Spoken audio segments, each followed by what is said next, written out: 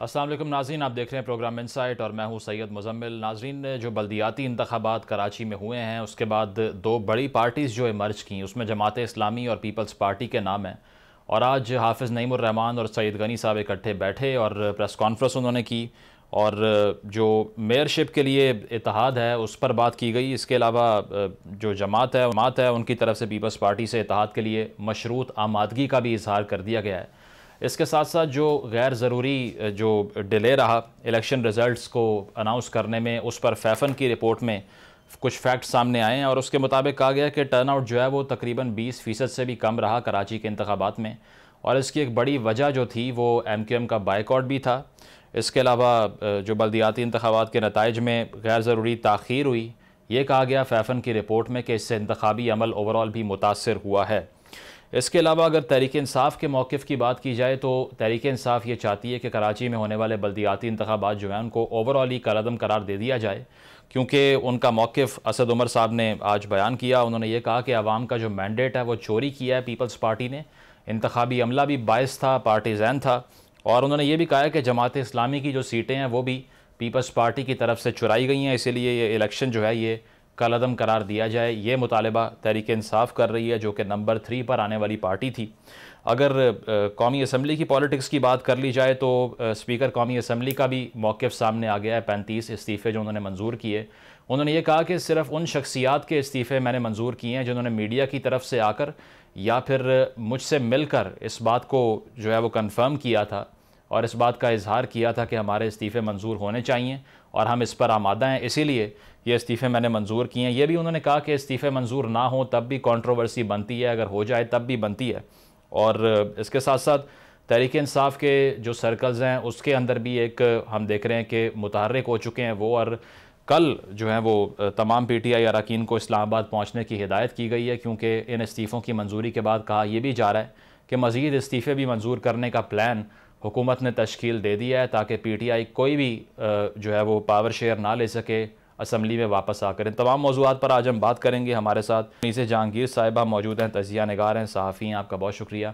मुनीसे, सबसे पहले तो आपसे ये पूछना चाहेंगे कि जो कौमी असम्बली में जो कुछ हुआ कि स्पीकर की तरफ से पहले ये मौक़िफ़ सामने आना कि इंडिविजुअली सारे अपीयर करें, उसके बाद इस्तीफ़े मंजूर होंगे, और उसके बाद में अचानक से 35 इस्तीफ़े उन्होंने मंजूर किए और अब वो ये कह रहे हैं कि ये वो शख्सियात थीं जिन्होंने आमादगी का इजहार किया था, इसीलिए मैंने ऐसा किया। तो आपको लगता है कि कुछ वज़न है स्पीकर के मौक़िफ़ में? जी, आपने बिल्कुल दुरुस्त कहा कि पहले जो स्पीकर थे वो ये कह चुके थे और बड़ी क्लियरली कह चुके थे कि जब तक खुद इनफरादी तौर के ऊपर पर्सनली आके वो इस्तीफे जो है मंजूर नहीं करवाते और तस्दीक नहीं करते उन इस्तीफों की, तब तक जो है मैं इस्तीफे मंजूर नहीं करूँगा।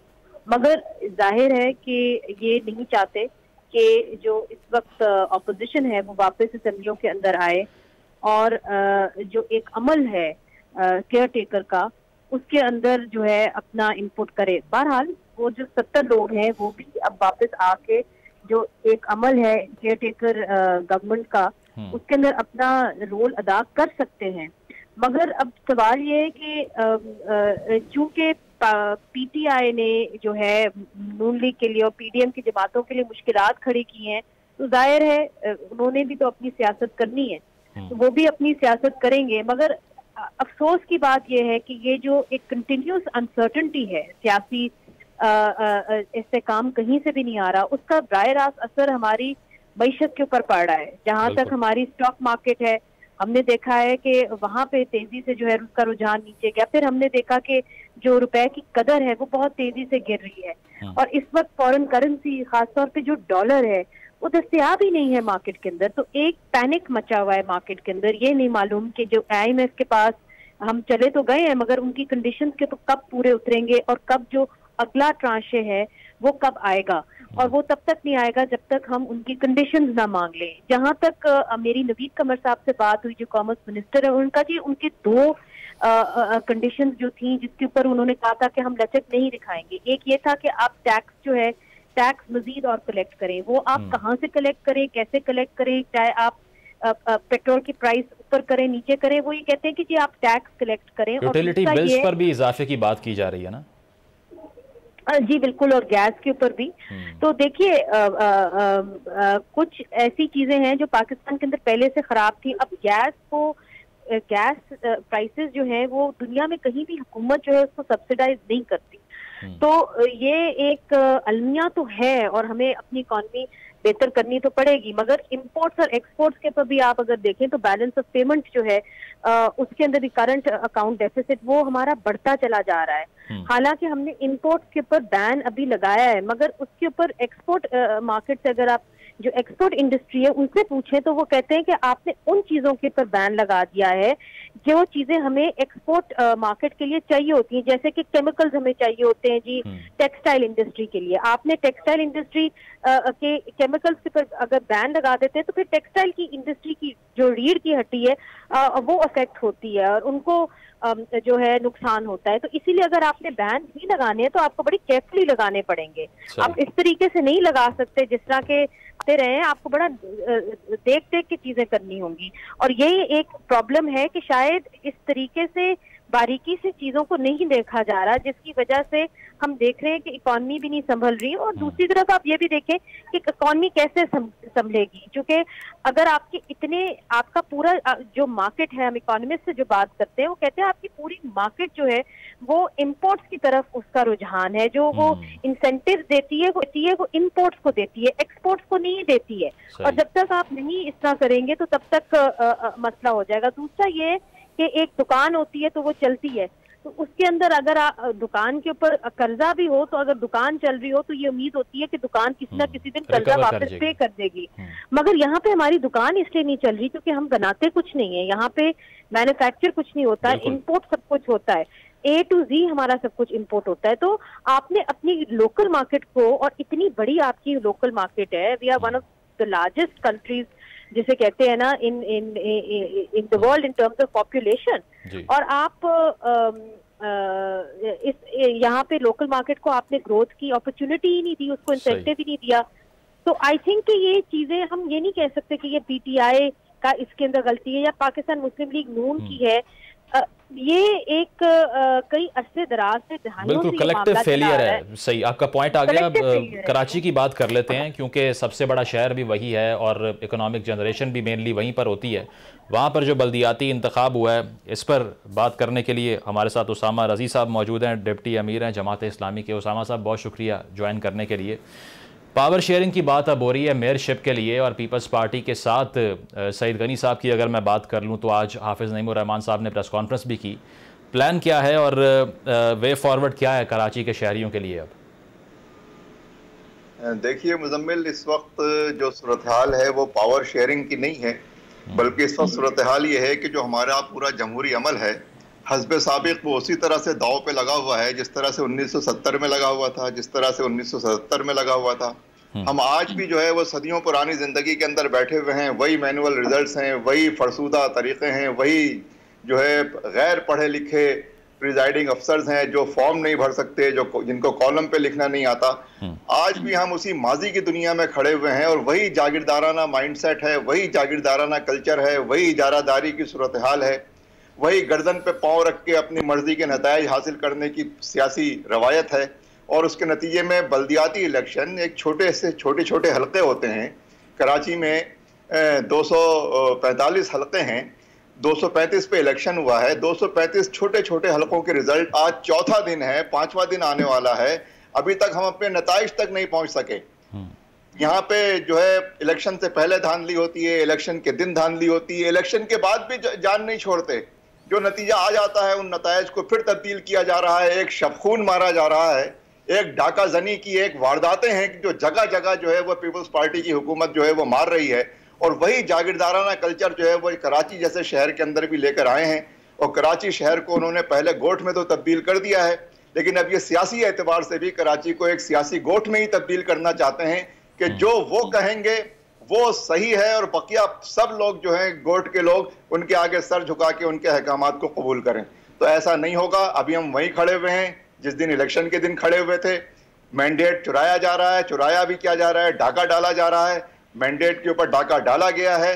इसलिए हमारा पॉइंट इस वक्त यह है कि जो भी जितनी धांधली के साथ भी इंतखाबात हुए, चाहे वो वोटर लिस्टों की धांधली हो, चाहे वो हल्का बंदी की धांधली हो, चाहे वो स्टाफ की धांधली हो, चाहे वो नतायज को जो है वो जाली वोटों, जाली बैलेट बॉक्स की धांधली हो, जाली स्टाफ की धांधली हो, इन सारी धांधलियों के बाद जो कुछ भी इलेक्शन हुआ है, रासा इलेक्शन हुआ है, बराए मेहरबानी आपसे दरख्वास्त कर रहे हैं, ये राय आम्मा है, ये आवाम की राय है, ये जमहूर की वो राय है जिसको एहतराम दें, जिसकी इज्जत करें, जिसके तकद्दुस को पामाल ना करें, जिसको तस्लीम करें। और कराची शहर ने बहुत वाज़ेह तौर पे जमात इस्लामी को नंबर 1 पार्टी का मैंडेट दिया है। हमारी 94 सीटें हैं और इन सीटों के ऊपर अगर कोई शब खून मारेगा, और सिर्फ हमारी नहीं, पीटीआई की सीटों पे शब खून मारा जा रहा है। मैं यहां तक कहने को तैयार हूं कि अगर पीपल्स पार्टी की सीटों के ऊपर भी कल कोई ये काम करेगा तो हम उसके खिलाफ बात करेंगे। लेकिन उसामा साहब ये देखे ना, इस पे सईद गनी साहब तो ये फरमा रहे हैं कि अगर हमने धांधली करवाई होती या कोई ऐसे इंटेलिजेंस की होती तो मेरा तो अपना भाई जो है वो इलेक्शन हार गया है, तो आप कैसे साबित करेंगे कि हमने जो है वो अक्रॉस द बोर्ड ही धांधली करवा दी है आपके अगेंस्ट? भाई सादगी पे कौन ना मर जाए खुदा। 2 हलकों में वो खड़े हुए थे, 2 हलकों में से एक हलके में जिस तरह से वो जीते हैं और जिस तरह से दूसरे हलके में जमात इस्लामी ने रेजिस्ट किया है और जिस तरह से तीसरे हलके में जमात इस्लामी की जीती हुई सीट छीनी गई है, ऐसे आंखों में धूल न झोंकें, ये कोई अच्छी बात नहीं है। हमें देखें, मैं अगर डिटेल में गया ना तो मुझे बहुत कुछ बताना पड़ेगा आपके इस चैनल के ऊपर, उस प्रोग्राम में टाइम नहीं है। चले आप बता दें, आज टाइम दे रहे हैं आपको। नहीं, मैं तो आपको बता रहा हूं कि जो वहां पर स्टाफ है वो सारा स्टाफ इन्होंने खुद मुकर्रर किया है। उस स्टाफ के अंदर इनके शोल्डर्स के ऊपर बैठे हुए लोग हैं जो आरओ बने हैं, जो मुख्तलिफ जगह प्रिजाइडिंग अफसर बने हैं, जो एसपी बनाए गए हैं, एसएसपी बनाए गए हैं। जिस तरह से वहां पे काउंसलर को जमीन पे गिरा के इनके भाई के हलके के अंदर मारा पीटा गया है, जिस तरह से वहां पर जो है वो पुलिस वालों के साथ बैलेट बॉक्स उठाकर ले जाए गए हैं, जिस तरह से गैर सरकारी अफराद जिनका ये जो इलेक्शन कमीशन जो स्टाफ मांगता है उस स्टाफ के नाम पर, यानी स्टाफ सरकारी स्टाफ होता है, उस स्टाफ के नाम पर गैर आम वोटर को, आम शहरी को सरकारी डॉक्यूमेंट देके और उसको जो है वो प्रिजाइडिंग अफसर बना के सरकारी अफसर के तौर पे वहां पे बिठा दिया गया है। उसामा साहब, ये इंतखाबात से पहले क्या ऐसे कोई प्री पोल रिगिंग के आसार आपको दिखाई दिए थे कि ये कल को जाकर ये वाजे हो रहा हो कि इंतखाबात जो हैं वो शफाफ नहीं होने वाले, या इससे पहले आपने खुद ही ये ओपिनियन अपनी नहीं आवाम के सामने रखी और बाद में आपने ये पोस्ट पोल रिगिंग बाद में ऑब्जर्व की है?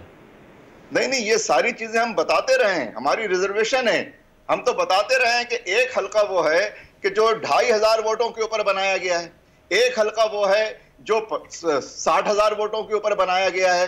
अब आप सोच लें कि 2500 वोटों को अगर आप 60,000 से डिवाइड करें तो खुद ब खुद इसमें से 25-30 सीटें तो इसमें से निकल आती हैं। समझ रहे हैं आप बात?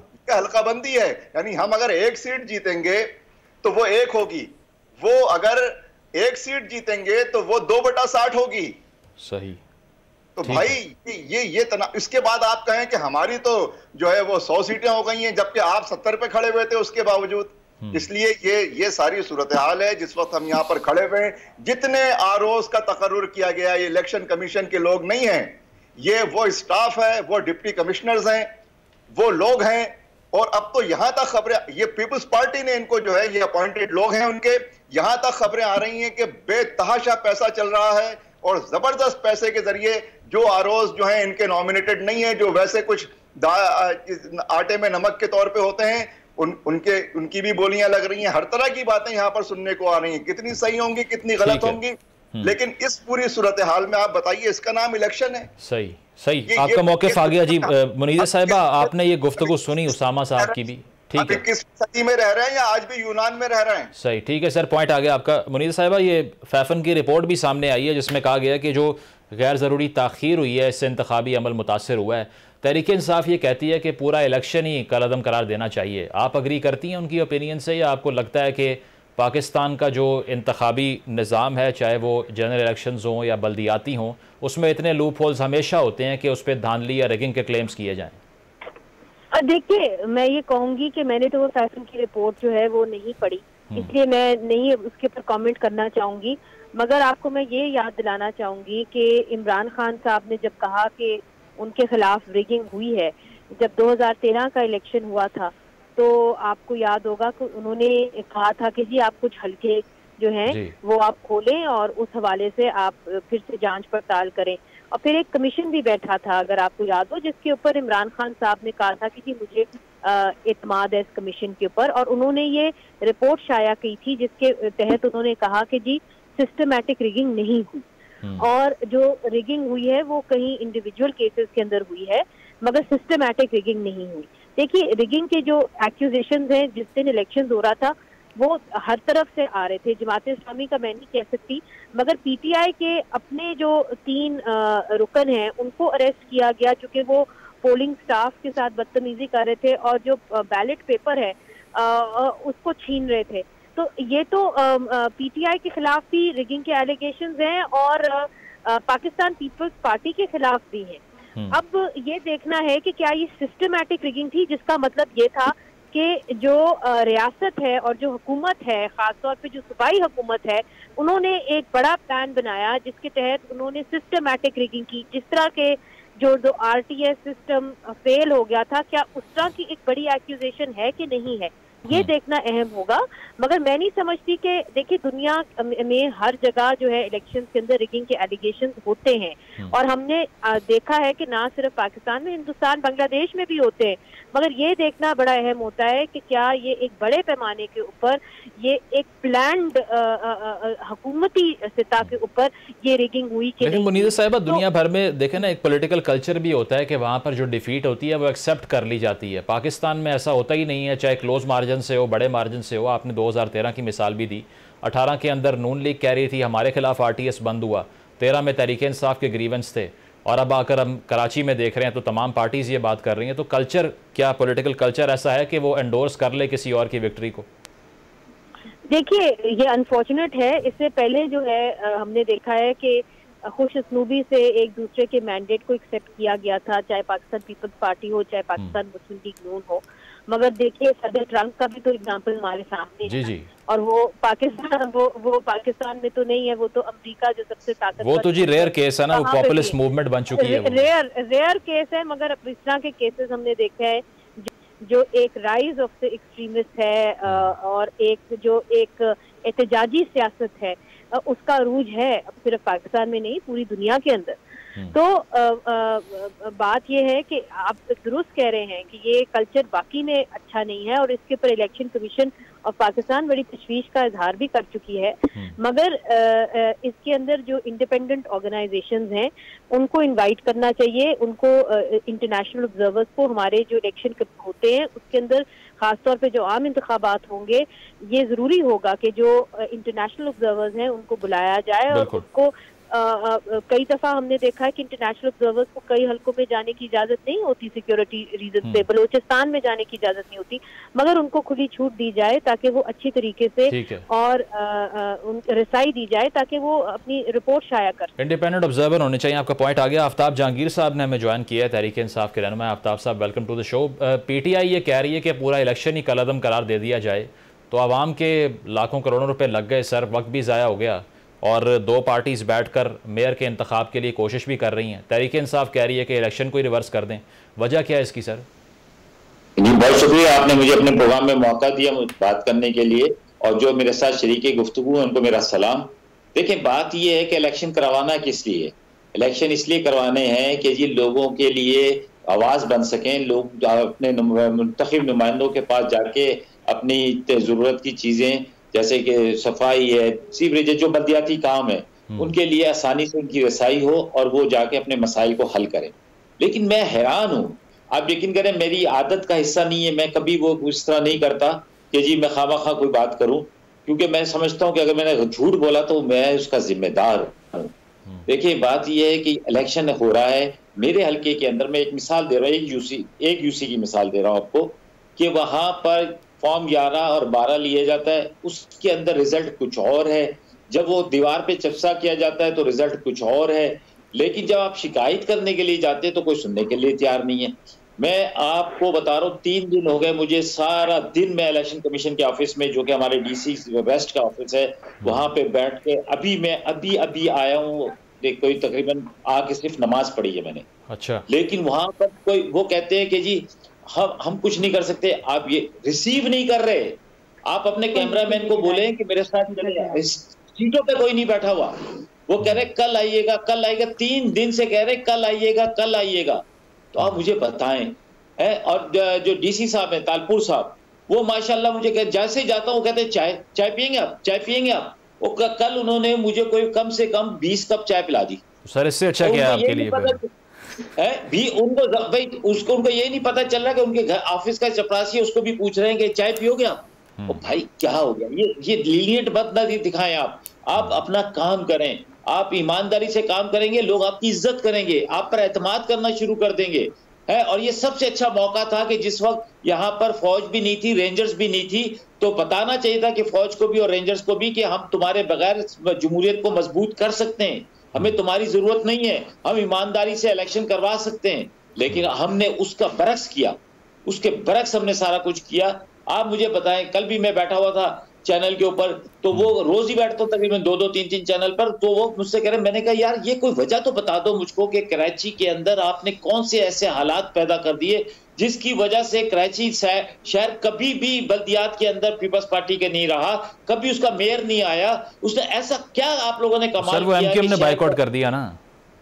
नहीं, वो एमक्यूएम का बाइकआउट जो है वो किसी और मकसद के लिए। देखिए उन्होंने क्या कहा था कि उन्होंने कहा था कि अगर आप हमारी हल्काबंदियां सही नहीं करेंगे, हमारी बात नहीं सुनेंगे, तो हम मरकज से इस्तीफा दे देंगे। लेकिन उन्होंने ये काम नहीं किया, उन्होंने मरकज से इस्तीफा नहीं दिया, वो मरकज से बाहर नहीं आए। सर खान साहब 3 साल में सिर्फ 3 बार कराची आए चंद घंटों के लिए, आपका आवाम से वो कनेक्शन भी नहीं था जिसका नुकसान हुआ आपको। अच्छा देखें, अच्छा मुझे नहीं ऐसा नहीं है, हम उसके नुमाइंदे हैं, हम मुंतखिब नुमाइंदे हैं, हम मुंतखिब नुमाइंदे इमरान खान के। हम हर वक्त आवाम में रहते हैं, हम हर वक्त आवाम में रहते हैं, इसलिए कि हमें जो मसाइल हैं वो हमने देखने होते हैं, हम कोशिश करते हैं उनको सॉल्व करने की, और कराची के लोगों का पैगाम हम पहुंचाते हैं। आज का जमाना ऐसा है, आप इस वक्त लाहौर में या इस्लामाबाद में, मैं कराची में हूँ, मैं बड़े आराम से गुफ्तगू कर रहा हूँ आपके साथ आप, मैं ये समझ रहा था आप मुझे डीएसएनजी भेजेंगे, आपने कहा मेरे हमारे पास डीएसएनजी का इंतजाम नहीं है, हम स्काइप पे लेंगे आपको।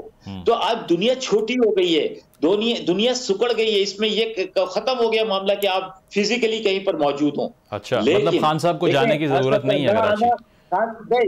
देखिए खान साहब का ना आना एक अलग इशू है, और बल्दियाती इलेक्शन एक अलग इशू है। ठीक है, ये इस इशू को सॉल्व करने का मसला है कि एक फॉर्म 12 के अंदर हम जीत रहे हैं। आफ्ताब साहब, लेकिन खान साहब ने इस बात का एतराफ किया है कि तंजीम हमारी कमजोर थी कराची में, कन्फेस किया है। अच्छा देखिए, पहली बात तो ये मैं आपको ये बता दूं, ये जाहिर बात है लोग इस बात कर रहे हैं, मैं पूरा मुझे एतमाद है अपनी तंजीम के ऊपर। अच्छा, कि अगर हमें मेरा हल्का है, मैं अगर खुद वहां परफॉर्मेंस नहीं दे रहा तो मैं इसकी जिम्मेदारी क्या तंजीम पर डाल दूंगा? अगर वहां पर हमारे दूसरे तंजीम के लोग हैं, वो अगर अपना काम पूरा नहीं कर रहे तो मैं क्या इसकी जिम्मेदारी उस पर? सर इसके मजीद फैक्टर्स को डिस्कस करते हैं, एक ब्रेक शामिल कर लूं प्रोग्राम में, ब्रेक के बाद डिसकंटिन्यू करते हैं यहीं से, और कराची में जो फिलहाल जो सियासी सेटअप इवॉल्व कर रहा है इस पर बात करेंगे। Stay with us. Welcome back नाज़रीन। कराची के बल्दियाती इंतखाबात के बाद की सूरत हाल पर गुफ्तगू हो रही थी, उसी को कंटिन्यू करते हैं। इससे पहले उसामा साहब, जिस तरह से आप बात कर रहे थे कि आपके भी बेतहाशा तहफ़्फ़ुज़ात हैं जो वहाँ पर इलेक्शन हुआ है, लेकिन अब कोई ना कोई वे फॉरवर्ड निकालना पड़ेगा। पीपल्स पार्टी के साथ क्या गुफ्तगू चल रही है? क्योंकि पीपल्स पार्टी ने भी यही कहा है कि आपके जो तहफ़्फ़ुज़ात हैं या फिर जो शराइत हैं, क्योंकि मशरूत तरीके से आपने इत्तेहाद के लिए जो है वो अग्री किया है, तो आपकी शराइत, आपके जो डिमांड्स हैं वो है क्या असल में, ताकि आवाम तक पहुँचें, ये बताइएगा ज़रा। देखिए, इत्तेहाद नाम की तो कोई भी चीज़ एग्जिस्ट नहीं करती ना। सियासत पे जमात इस्लामी की मरकजी शुरा का भी ये फैसला है, जमात इस्लामी की मुकामी तौर पे ज़ाहिर है उसको फॉलो किया जा रहा है कि हम इत्तेहादी सियासत से तो बहुत दूर हैं और इससे तकरीबन तौबा कर चुके हैं। नहीं सर, मेयरशिप के लिए तो कुछ करना पड़ेगा ना आपको। वो तो जाहिर है कि पार्टीज के साथ जो है वो मिला जाता है, उनकी कुव्वत को बार्गेन किया जाता है, वो एक अलग चीज़ है, उसको इत्तेहाद नहीं कहते। लेकिन मेयरशिप पर इत्तेहाद की बात हो रही है। मैं आपसे वही अर्ज कर रहा हूँ कि अगर मेयरशिप के ऊपर कुछ गिव एंड टेक होगा तो वो खाली पीपल्स पार्टी थोड़ी है इस शहर में। और पीपल्स पार्टी जिस बिहेवियर का मुजाहरा कर रही है, जिस किस्म के कल्चर का उन्होंने इजहार किया है, और उन्होंने इस बात को मजीद मुस्तहकम कर दिया है जो कराची में 70-75 साल से एक जहन बन चुका है पीपल्स पार्टी के सियासी रवैये की वजह से, कि पीपल्स पार्टी का माइंडसेट बुनियादी तौर पे कराची दुश्मन माइंडसेट है, और पीपल्स पार्टी की तमाम पॉलिसीज जो हैं वो कराची के लिए नुकसानदेह होती हैं। पीपल्स पार्टी ने इस दफ़ा इंतखाबात में उसी को एंडोर्स किया है, उसी को आगे बढ़ाया है, उसी को लेकर चल रहे हैं, और वो ये समझते हैं कि जिस तरह से गांव देहात में गरीब और कमजोर लोग उनके चौधरी के आगे सर झुका देते हैं, कराची वाले भी उसी तरह के तर्ज अमल का मुजाहरा करें तो ऐसा नहीं होगा। मैं आपसे बहुत बसदीज अदब आपके चैनल के तवज्जुह से ये बात अर्ज कर रहा हूं कि अगर ये धांधली का सिलसिला इसी तरह से जारी रहा तो ऐसे फ्रॉड इलेक्शन को बिलाखिर पूरे मुल्क के अवाम ये सोचने पर मजबूर होंगे कि इस फ्रॉड इलेक्शन से बेहतर है कि हम इसके मुतबादिल जमहूरी रास्तों को इख्तियार करें, या हम फिर इस सिस्टम को किस तरह से अपने लिए काबिल कबूल बनाएं। उसामा साहब, आपने कहा कुछ गिव एंड टेक होगा मेयरशिप के मामले पर, वो गिव एंड टेक किन टर्म्स पे होगा, यही सवाल था। पहली शर्त यह है कि जो मैंडेट है उसको तस्लीम किया जाए। मैंडेट होगा तो गिव एंड टेक होगा ना भाई। आप किसी की 94 सीटें 84 कर दें और अपनी 70 सीटें 107 कर दें और ये कहें कि आइए गिव एंड टेक करें, तो ये गिव एंड टेक नहीं होगा। और फिर हमारा कहना यह है, मैंडेट तस्लीम कीजिए, उसके बाद जमात इस्लामी गुफ्तगू करेगी और बिला इम्तियाज तमाम पार्टियों से गुफ्तगू करेगी। किसी पार्टी के साथ हम ये इस कल्चर पे यकीन नहीं रखते कि सियासी पोलराइजेशन पैदा की जाए या लोगों को तकसीम किया जाए, किसी भी बुनियाद पे तकसीम किया जाए। हम न तकसीम की सियासत, इस वक्त शहर कराची जिस तरह से तबाही और बर्बादी के दहाने के ऊपर खड़ा हुआ या पहुंच चुका है, इस शहर कराची की बहाली और इसकी तामीर नौ के लिए जरूरी है कि जितनी पॉलिटिकल फोर्सेस हैं उन सबको इस अमल के अंदर शरीक किया जाए। और अगर कुछ पॉलिटिकल फोर्सेस अपने दरमियान डिस्टेंस या डिफरेंस बहुत ज्यादा महसूस करती हैं तो हम उसमें ब्रिज करने के लिए तैयार हैं, लेकिन कराची की तामीर नौ के लिए जरूरी है कि तमाम पॉलिटिकल फोर्सेस का इनपुट लिया जाए। जमात इस्लामी इसी सोच के साथ खड़ी है। पीटीआई भी इस शहर की एक बहुत बड़ी जमात है, नुमाइंदा जमात है, और इस शहर कराची में हमारे उनसे भी राब्ते हैं, पीटीआई से भी राब्ते हैं, पीपल्स पार्टी वालों से भी राब्ते हैं। हम सियासी अमल में किसी भी गुफ्तगू से, मुकालमे से, सियासी राब्तों से दरवाजे बंद नहीं करते, लेकिन जो पॉलिसीज हैं वो इस गुफ्तगू और इस मुकालमे से मुतासिर नहीं होती कि उसके ऊपर हम कहीं कॉम्प्रोमाइज कर लेंगे अगर हमारी किसी से मुलाकात हो जाए। ठीक है, पॉइंट आ गया आपका। आफ्ताब साहब, तहरीक इंसाफ की अगर हम बात करें, जो इससे पहले बाई इलेक्शन भी हुए थे मुल्क भर में, उसमें 2 सीटें तहरीक इंसाफ हारी, एक कराची और एक मुल्तान से, उन दोनों में धांधली का इल्ज़ाम लगा दिया। अब अगर कराची के इलेक्शंस की बात की जाए तो उसमें हर किस्म की वीडियो सर्कुलेट करती रही हैं। फिरदौस शमीम नकवी साहब की भी एक वीडियो थी जिसमें बैलेट बॉक्स उनके हाथ में मौजूद है। तो लोग ये कहते हैं, क्रिटिक्स साहब के जो आप पे तनकीद करते हैं, वो ये कहते हैं कि पीटीआई का ये रवैया ही नहीं है कि वो किसी भी इलेक्शन में डिफीट को या अपनी हार को एक्सेप्ट कर सके, वो करती ही नहीं है ऐसा।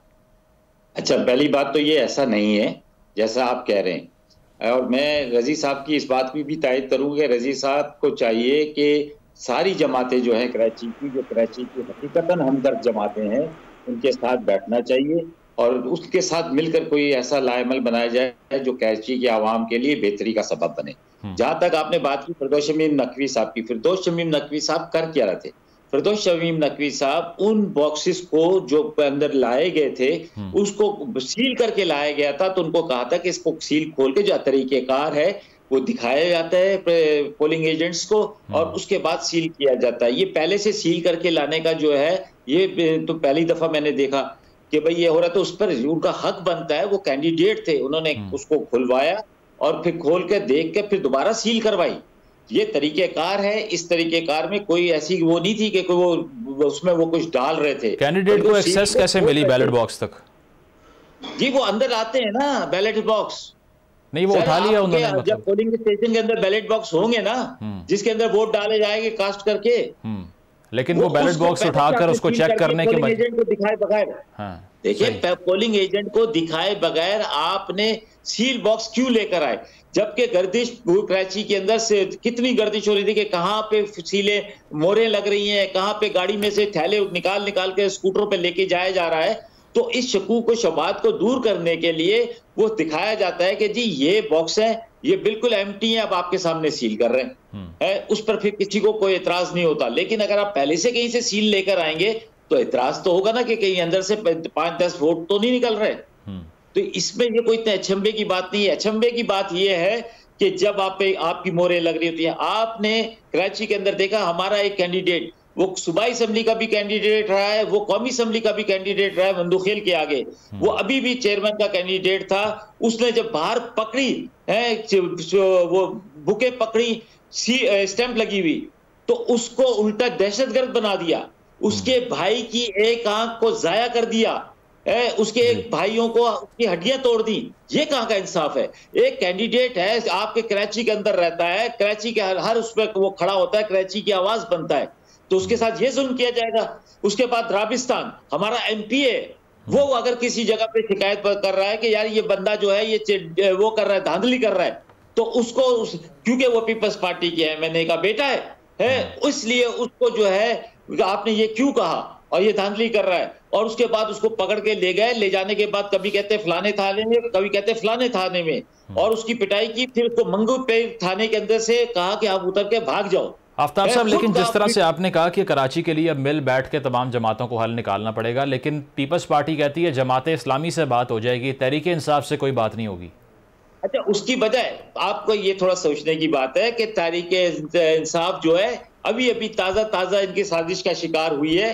वो कौमी उसके अंदर वजीर आजम थे, हमारी 14 सीटें थी, हमारे यहाँ पे 26 MPA थे, तो ये इस वजह से वो कहते हैं कि हम इनके साथ नहीं बैठ सकते, और हम भी नहीं बैठेंगे इनके साथ, हम भी नहीं बैठेंगे, हमें ऑपोजिशन मंजूर है लेकिन पीपल्स पार्टी के साथ नहीं बैठेंगे, क्योंकि पीपल्स पार्टी जो है उसने इस शहर कराची को, जो कि सूबाई को 95% रेवेन्यू कमा के देता है, सूबे को जो 65% रेवेन्यू कमा के देता है, वफाक को जो वो कहते हैं ना ये हमारा कमाऊ पूत है, वो उसके साथ जो हशर किया है, कराची के नौजवानों के साथ जो हशर किया है। लेकिन सर आपके मेयर के कैंडिडेट तो अपना इलेक्शन भी हार गए ना, वो ये कह रहे हैं कि आपके उम्मीदवार ही कमजोर थे।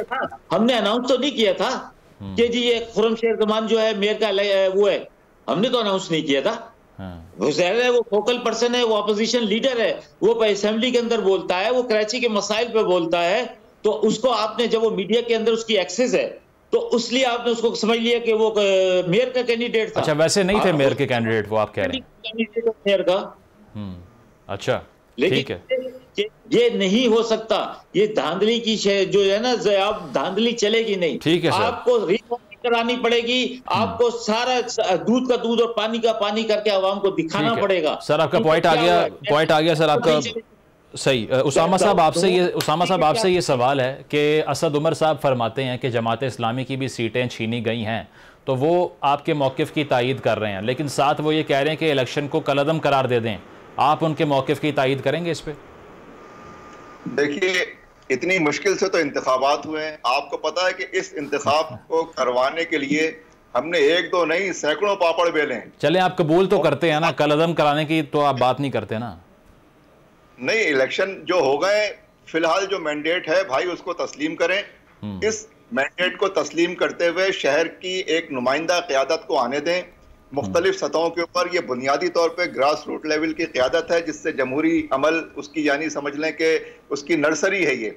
तो उस अमल में जो भी क़यादत उभर कर आई है, मैं समझता हूँ बावजूद इसके कि एक चुड़ैल का नाम जो है वो जमहूरियत रख दिया गया है या इलेक्शन रख दिया गया है, उसको आप छमछम परी समझ लें थोड़ी देर के लिए और इस अमल को आगे बढ़ने दें, क्योंकि इसके तो सर ये आपने कहा तरीके इंसाफ से बात हो जाएगी, लेकिन ये तो PTI के साथ बहुत बड़ा डिसएग्रीमेंट है आपका कि वो इलेक्शन को ही नहीं मान रहे और आप कह रहे हैं आगे चलें बस।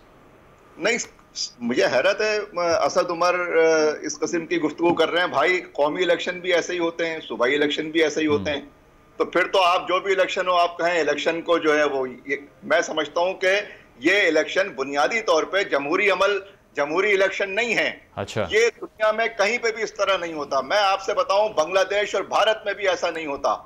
अमेरिका के अंदर भी जो रिगिंग की मिसाल दी जाती है, भाई अगर कोई वहां पे एक साफ सुथरे हॉल में अगर कहीं छोटी सी गंदगी पड़ी हुई है, तो ये मक्खी की नेचर होती है कि वो पूरे हॉल को छोड़ के उसी गंदगी पे जाके बैठेगी और हम उसको अपने लिए मिसाल बना लें कि सारी दुनिया में ऐसा होता है। ऐसा सारी दुनिया में नहीं होता। दुनिया 21वीं सदी में रहती है, हम 18वीं सदी के अंदर हमें ले जाके खड़ा कर दिया गया है। हम जो कराची वाले हैं भाई, हम इसको कबूल नहीं करेंगे। हमने इस शहर कराची को शुरू के पाकिस्तान बनने के बाद 10 से 15 सालों में इसको उस मुकाम पर पहुंचा दिया था कि इसका GDP दुनिया में हाईएस्ट GDP अगर किसी का था तो वो पाकिस्तान का था। एक छोटे से कस्बे को हमने, इस शहर कराची को दुनिया के 5 बड़े शहरों के अंदर शुरू के पाकिस्तान बनने के बाद 15 सालों में लाकर खड़ा कर दिया था। आप हमें धकेल कर जो है वो आप 18वीं सदी में ले जाकर खड़ा कर दें और कहें कि सारी दुनिया में ऐसा होता है। भाई कहीं नहीं ऐसा होता। ऐसा यहाँ हो रहा है, यही किया जा रहा है। और मैं असद उमर साहब से दरख्वास्त करूंगा कि फिर कोई भी इलेक्शन नहीं रहेगा। मैं सिर्फ ये बात इस बुनियाद पे कह रहा हूं कि इंतखाबात का होना उसके ना होने से बेहतर है। सही, ठीक है, बहुत शुक्रिया हमारे साथ। जी आफ्ताब साहब, आप लास्ट मिनट है, आप शॉर्टली बता दें। जी अच्छा, मैं ये कह रहा हूं कि रजी भाई, अगर आप मेरी जगह पे होते और जिस तरह का रिजल्ट आता, आप उसको एक्सेप्ट कर लेते? जी रजी भाई, मैं तो आपसे अर्ज कर रहा हूं कि हम उस पर एहतिजाज कर रहे हैं, हम उस पर तहरीक चला रहे हैं, हम उसको रेजिस्ट करेंगे। ये यकीनन जो इंतखाबी शफाफियत है उसको बढ़ाना पड़ेगा। ठीक है, यकजहती किया मैंने। ठीक है, बहुत शुक्रिया। उसामा रजी साहब, आफ्ताब साहब हमारे साथ मौजूद थे और मुतालिबात दोनों पार्टीज़ के यही हैं कि शफाफियत जो इंतखाबी अमल में है इसको इंश्योर करना पड़ेगा। प्रोग्राम आपने मुलाहिजा किया, अपना फीडबैक ज़रूर दीजिएगा। अल्लाह हाफ़िज़।